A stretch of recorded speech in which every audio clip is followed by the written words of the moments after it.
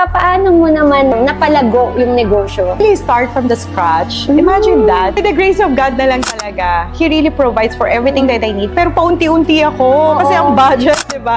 So sabi ko, sa ko bibilin to, ganyan. Naghanap talaga ako ng mga gamit na second hand pa nga, ganyan. Thank God na lang for being creative and madiskarte. Matunda ko ng training kasi hindi ako marunong. Talaga nga, I really learned. Inaral ko talaga lahat ng training. I undergo talaga. So yun, doon ko talaga na-enjoy din. You have to put your heart sa pagbe-business. Hindi lang dahil gusto mong kumita. Actually ngayon, pag may mga clients ako na nire-request na si Missy Dangalo, ako gumagawa. I do lashes, brows, Ibig sabihin, gluta. Ako gumagawa. ikaw yung nagsimula nung Yes, very hands-on talaga ako. And my staff know that.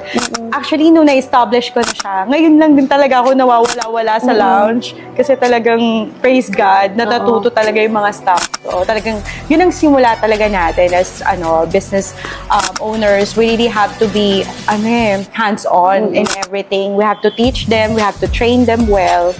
And may establish mo talaga dapat lahat.